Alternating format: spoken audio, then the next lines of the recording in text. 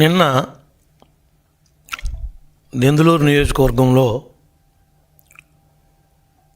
అబ్బయ్య చౌదరి పరామర్శించటానికి మేమున్నాము నీతో అని ఒక బోటకపు మెసేజ్ని ఇవ్వటానికి మాజీ మంత్రి గారు పేరు నాని గారు, శైలజానాథ్ గారు, లేళ్ల అప్పిరెడ్డి వగైరా సౌమ్యులు కూడా కొంతమంది రావటం జరిగింది. నేను అడుగుతున్నా జగన్మోహన్ రెడ్డి గారిని, వాళ్ళ పార్టీ వాళ్ళని, మీ యొక్క అధికారాన్ని అడ్డం పెట్టుకుని ఆనాడు పేటరేగిపోయి ప్రజల యొక్క సంబంధించినటువంటి ఆస్తుల్ని కాజేసి వాళ్ళ యొక్క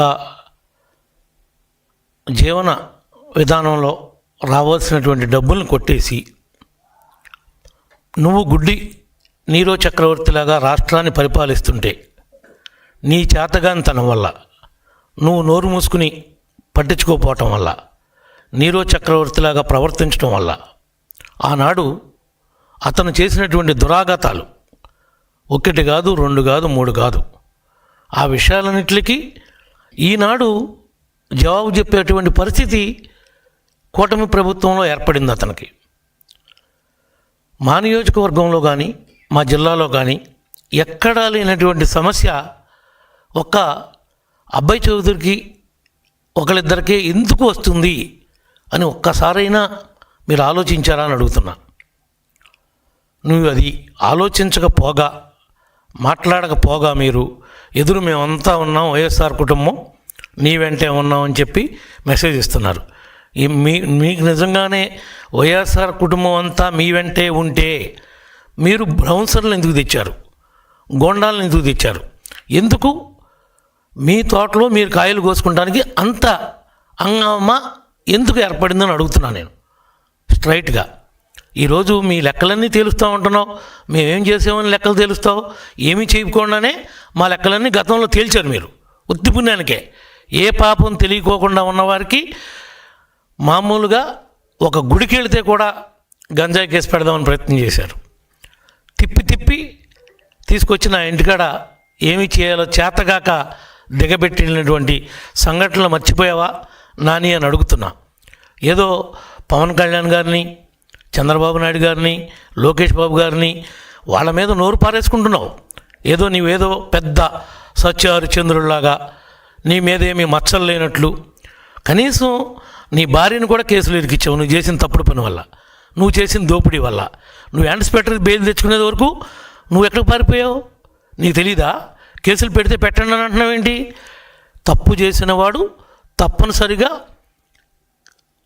చట్టం ముందు, న్యాయస్థానం ముందు ముద్దాయిగా నిలబడాల్సిందే. ఒకరోజు వెనకవచ్చేమో, ఒకరోజు ముందవచ్చేమో, నువ్వు కాదు ఎవడు ఎవరిని కూడా కాపాడలేని పరిస్థితి.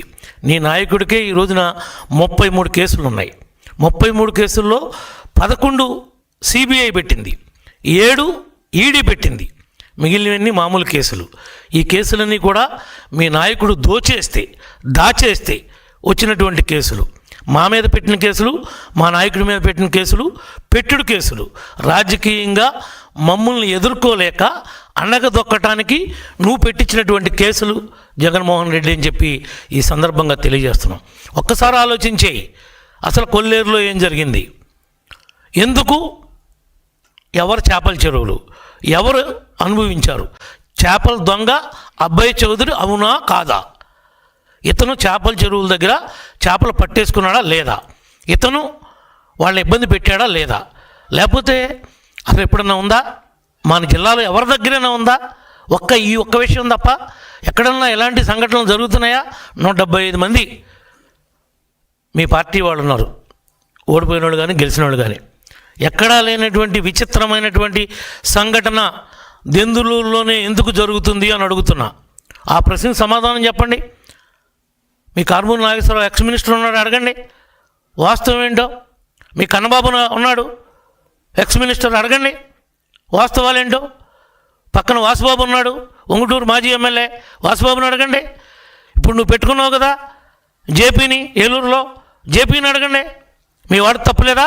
మీ దోళనాయసరావు అని చెప్పమనండి. గుండె మీద చేసుకుని ఇతను దోపిడీ చేయలేదు, తప్పు చేయలేదు అని. తప్పు చేయనప్పుడు వాడి నాయన వచ్చి పెద్ద మనుషుల దగ్గరికి వెళ్ళి 2 లెంపలు వేసుకున్నాడా లేదా? ఎందుకు లెంపలు వేసుకోవాల్సి వచ్చింది? ఇప్పుడు ఒకరు మాట్లాడండి. మీ నాయన పెద్ద మనుషుల దగ్గరికి వెళ్ళి మమ్మల్ని రక్షించండి, మమ్మల్ని కాపాడండి, తప్పు చేసాం, మేము ఆ డబ్బులు కట్టేసుకుంటాం అని లెంపలు ఎందుకు వేసుకున్నాడు అని అడుగుతున్నాం. ఒక్కడ సమాధానం చెప్పడు. మీ లెక్కలు తెలుస్తూ ఉంటాడు. ఇది సంస్కృతి పద్ధతి కాదంటాడు. మాకేంటి, మేమేమన్నా అమ్మవారు? మాకు ఇవ్వాలా ఎవడన్నా డబ్బులు? మేము అట్ట మీ వాళ్ళలాగా డబ్బులు బల్ల కింద చేతులు పెట్టి నొక్కేయటం మాకు అలవాట? మీకు అలవాటు, మీ పార్టీకి అలవాటు, మీ నాయకుడికి అలవాటు. మీ పార్టీ సిద్ధాంతమే దోపిడీ సిద్ధాంతం, దోచేయటం సిద్ధాంతం. మీరు మమ్మల్ని మాట్లాడేటువంటి నైతిక అర్హత మీకెవరికీ లేనే లేదని చెప్పి ఈ సందర్భంగా తెలియజేస్తున్నాం. నువ్వేదో అదే మా పార్టీ వాళ్ళకి ఏదైనా అన్యాయం జరుగుతుంటే మేము పలకరించడానికి వస్తే మమ్మల్ని వెళ్ళనీకోకుండా సెక్షన్ 30 ఉందని, ప్రివెంటివ్ అరెస్ట్ కింద 151 ఉందని ఎన్నిసార్లు మమ్మల్ని ఆపారు మీరు? కానీ నువ్వు స్వేచ్ఛగా నీ వాడిని పలకరిస్తానంటే వాస్తవం తెలుసుకుంటావేమో అని చెప్పి నిన్ను బందోబస్తు ఇచ్చి మరీ అక్కడ పంపించినటువంటి పరిస్థితి. అది కూటమి కాబట్టి నువ్వు రాగలిగావు. అదే మీ గుడ్డోడు పాలిస్తం అయితే రాణిస్తారా అని అడుగుతున్నా. మీరు అట్లా రానిచ్చారా గతంలో అని అడుగుతున్నా. మీకు మీ పొలం కాడ కాపలా, మీ ప్రాణాలకు కాపలా. ఏంటి చంపేస్తారన్నావు? అబ్బాయి చౌదరి జేబులు కొట్టేవాడిని చేపలు దొంగలను చంపుతారా? వాడు జేబులు కొట్టేవాడు, వాడు చేపలు దొంగతనం చేసేవాడు. వాడిని ఎవడు చంపుతాడు? ఒక అబ్బాయి చౌదరి చనిపోతే 100 మంది అబ్బాయి చౌదరులు పుడతారంటున్నావేంటి? సినిమా డైలాగులు చెప్తున్నావేంటి? నాని నీ స్టోరీలు ఎవడంటాడు అనుకుంటున్నావు? ఎవడికి కావాలి నీ స్టోరీలు? అబ్బాయి చౌదరిని ఎవడు చంపుతాడా? వాడు చంపే అంత మనిషి అసలా? వాడు జేబులు కొడతాడు, చేపలు కొడతాడు. వాడిని ఎవడు చంపుతాడు అసలు?